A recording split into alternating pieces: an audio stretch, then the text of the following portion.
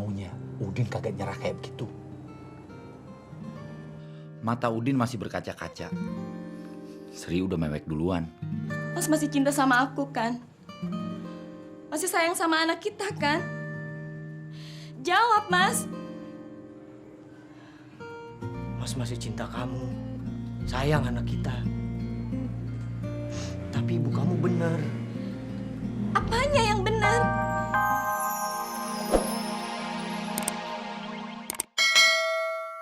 Ri disuruh cerai sama Udin, bukan cuma sekali. Sri, duduk. Ada apa, Bu? Duduk. Suamimu kemana? Pergi. Kemana? Katanya mau cari kerja. Siapa yang terima kerja orang yang pernah masuk penjara? Dia itu suami yang gak bakal ada gunanya. Cuma nambahin beban kamu aja. Cuma nambahin satu perut untuk diisi nasi. Sekali lagi ibu mau bilang sama kamu. Cerai aja sama si Udin. Lo tahu Udin ada di mana waktu mertuanya ngomong begitu?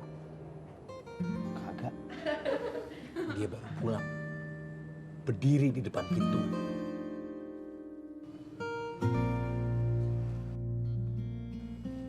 Udin limbung. Tahu? Apa? Limbung? Enggak. Masa lo nggak tahu? Itu bahasa Indonesia. Udin masuk ke kamar, Sri nyusul. Udin duduk di pinggir tempat tidur, Sri duduk di sebelahnya. Udin memandang lurus ke depan, tetapi nggak memandang apa-apa.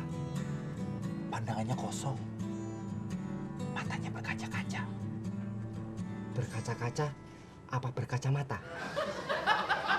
Hai. Kalau berkacamata itu artinya pakai kacamata. Kalau berkaca-kaca itu artinya pakai berkaca-kaca. Bukan. Pakai apa? Kagak pakai apa-apa. Itu istilah selamat. Itu keadaan dimana pas orang baru mau mewek. Belum keluar air mata, tapi matanya udah basah. Paham? Paham. Terusin. Ibu kamu bener. Enggak, Mas. Kalau kita cerai, mungkin hidup kamu bakalan lebih baik. Mas, Kamu bisa nikah lagi sama laki-laki yang punya kerjaan, punya duit. Bukan sama pengangguran yang pernah dipenjara. Mas. Sri ngerasa dadanya sesak. Sakit asma. Perasaannya mau meledak. Dia kecewa sama Udin. Kecewa kenapa, Ing?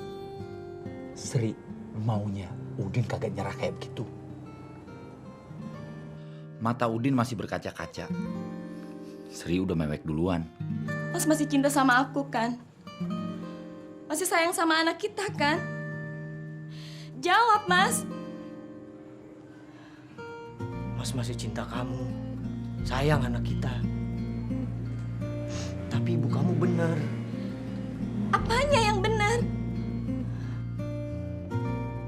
Kalau kamu sama laki-laki lain, mungkin kamu nggak susah kayak sekarang. Kalau Mas nggak kerja, bukan berarti kita harus cerai. Tapi Mas harus kerja.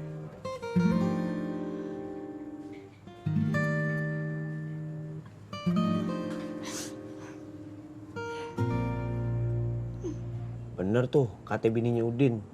Bener apanya? Ya Udin harus kerja, bukan harus cerai. Bener. Akhirnya Udin mikir begitu juga.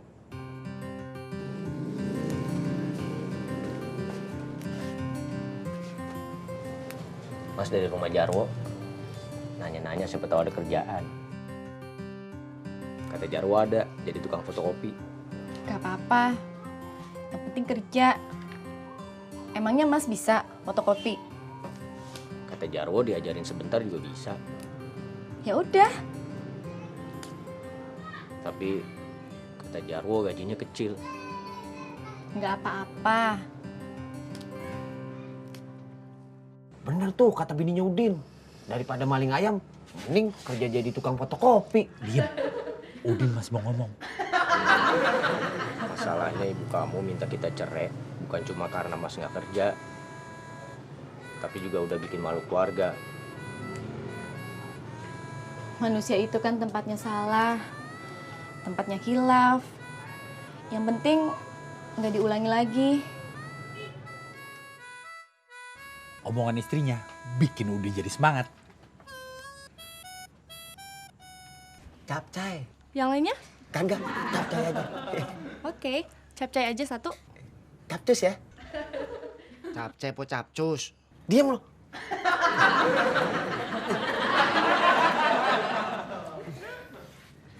Terusin. Besoknya Udin udah mulai kerja di tempat fotokopi. Selain Jarwo, masih ada 2 orang karyawan lagi. Yang ini Yanto, yang ini Marwan. Ada satu lagi, bosnya, yang punya tempat fotokopi. Ing, ada yang tahu kagak kalau Udin bekas tahanan? Enggak, cuma Jarwo. Berarti yang lain nggak tahu. Kalau cuma Jarwo yang tahu, itu artinya yang lain nggak tahu. Yang cuma nanya. Pakai lontong? Pakai. Terus kerupuknya nggak usah banyak-banyak. Iya. Kalau lontong sama sayurannya mau dibanyakin, nggak apa-apa. Pas lagi nunggu gado-gadonya dibikin, bibir Bu Endah mulai gatel. Alergi? Bukan. Gatel pengen ngusik urusan orang. Kalau gatal ya digaruk aja. Bumbu dapur. Barusan dibilangin. Gatel pengen ngusik urusan orang. Bukan gatel pengen digaruk. Kalau mau, sini mungkin lo gue garuk. Mau dengerin cerita gue? Apa mau berantem? Dengerin cerita. Saya bukannya mau tahu urusan orang. Cuma mau nanya aja. Nanya kan artinya mau tahu. Apa benar Mbak Sri mau cerai? Siapa yang bilang? Saya nggak bisa bilang. Takut dibilang ngadu domba. Enggak. Nggak gimana? Kalau saya bilang, pasti nanti dibilang ngadu domba. Urusan ngadu domba bukan urusan saya. Maksud saya nggak mau cerai. Masa sih? Kok masa sih? Ya soalnya banyak yang bilang kayak gitu. Siapa yang bilang? Saya nggak bisa bilang. Takut dibilang ngadu domba. Istrinya Udin sebetulnya kesel. Bener-bener kesel. Tapi udah nggak bisa ngomong apa-apa. Kan nggak bisu. Tapi udah nggak bisa kasih penjelasan. Oh. Kenapa nggak digetok aja tuh jidatnya Bu Endah pakai ulekan gado-gado?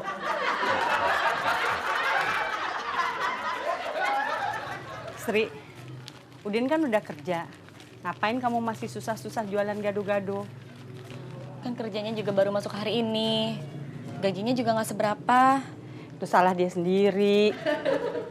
Maksud ibu, Kenapa nggak jadi supervisor di pabrik aja kayak Mas Rijal? Mas Udin bukan sarjana. Mana bisa kerja jadi supervisor? Mas Rijal itu istrinya meninggal sudah setahun lebih.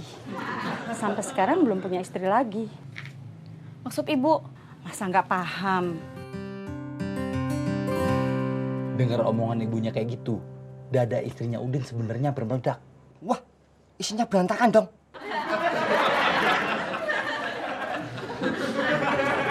Ibunya Sri emang pengen Sri cerai sama Udin.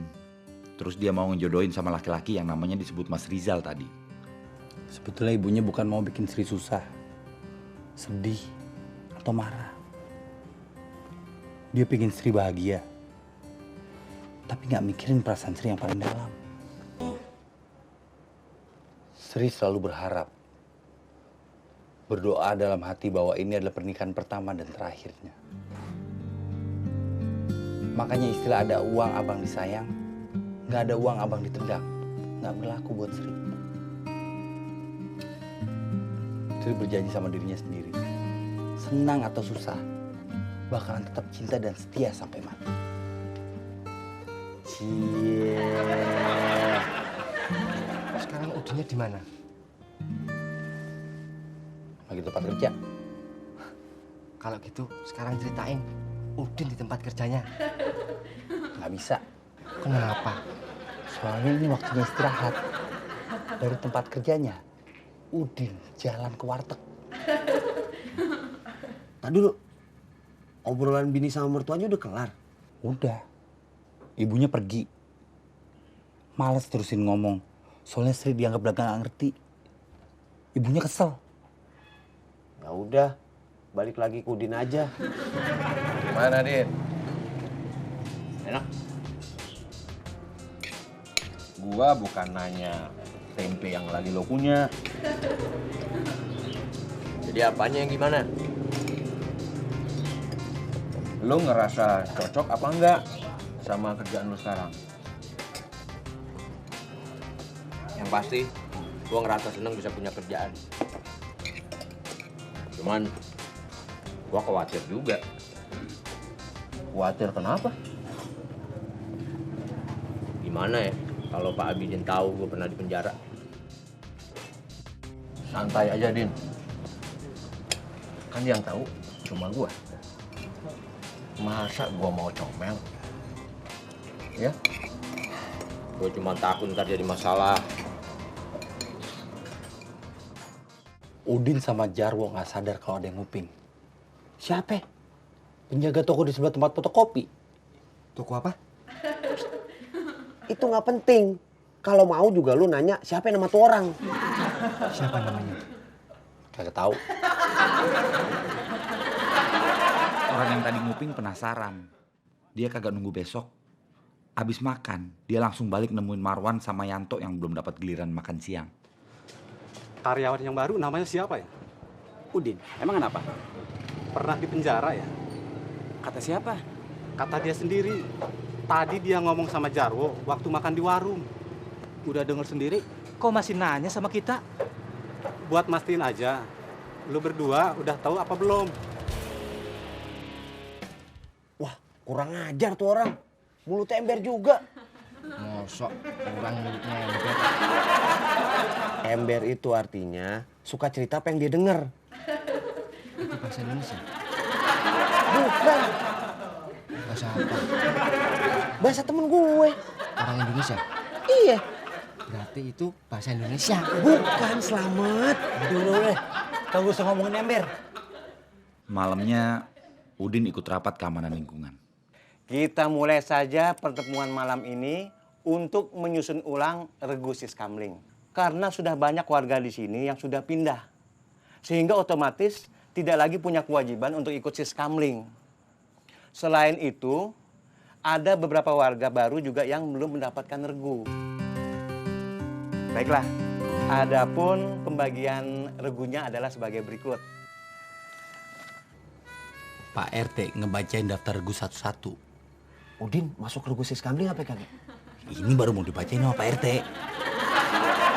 Regu berikutnya adalah Bapak Masri, Bapak Willem, Bapak Sianturi, dan Bapak Saprudin. Bapak Saprudin? Iya, Pak Saprudin, alias Pak Udin. Nggak salah. Apanya yang salah? Maaf, kalau saya belak-belakan. Ini buat kebaikan kita semua. Saya rasa sebaiknya Pak Saprudin alias Pak Udin nggak usah ikut Siskamling.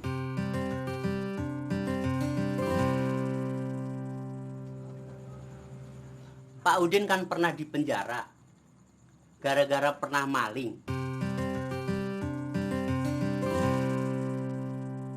Istilahnya, masa maling jaga maling?